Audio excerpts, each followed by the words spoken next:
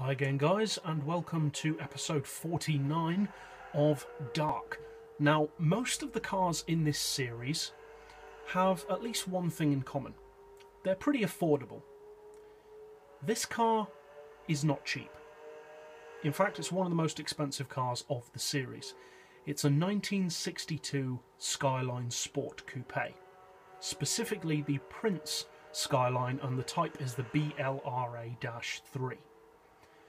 This is a 320 grand car.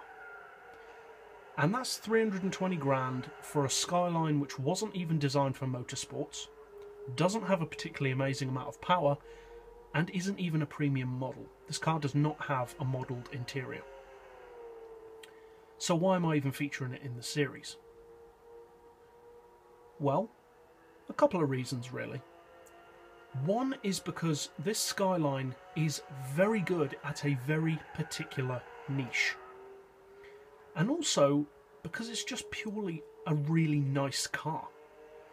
Now, obviously the second of those two reasons is more subjective to me personally, because it's more of a matter of opinion rather than fact. I just like this car. It's one of my favourite cars in the game. It's one of my favourite cars in real life. It's a great looking car. Again, in my opinion, but also in the opinion of many classic car enthusiasts.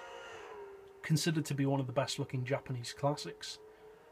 It's very exclusive as well. There are hardly any made in comparison to the regular Skyline, which is one of the reasons why it's so expensive. And it's much better around the track than it looks. It looks like quite a large, heavy, cumbersome car. And although it is reasonably large, reasonably long, it's not that heavy. It only weighs 1,105 kilos with the full weight loss package, so it's actually quite lightweight for its size and for a classic car which is not designed for motorsports. As I said, this was designed to be a more upmarket, more luxurious Skyline, so for a luxury model it's actually very light. Now, the power doesn't sound that great, to be completely honest. It produces 252 horsepower fully tuned, so it's not going to break any records.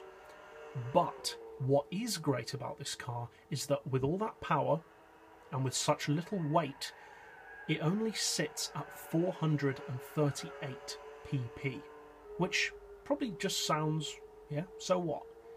But when you think about it, that's actually pretty surprising, because other cars with similar power and similar weight would have a much higher pp than that.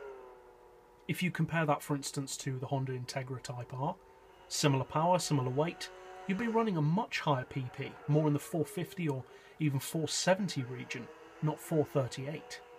And that is this car's niche. Low-end classics, specifically in low PP racing. Now, that may sound like a bit of an over-specialised niche. At the end of the day, who races low PP classics? Well, granted, not many people, but plenty of people do race low PP cars in general, not just classics. And this car is competitive against more than just other classics. At that PP level, and you can down-tune it to 425 and it sits there perfectly and it's very competitive, this car can do over 160 miles per hour, which for that PP level is very quick. It also handles really, really well.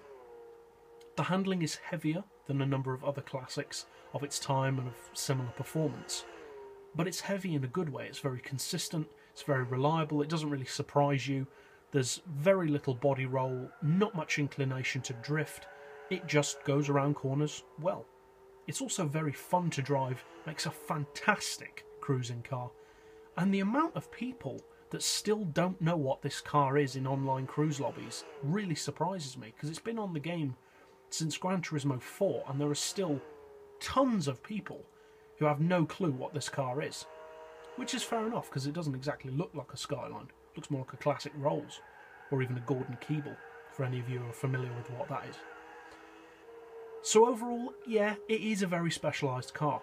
But for those of you that do choose to fork out the 320 grand on it, and take a chance for a car that's fun to drive, and happens to be pretty good at low PP speciality racing, you will enjoy driving the car. So that's it for this episode. I'll see you guys next time, And as always, thanks for watching.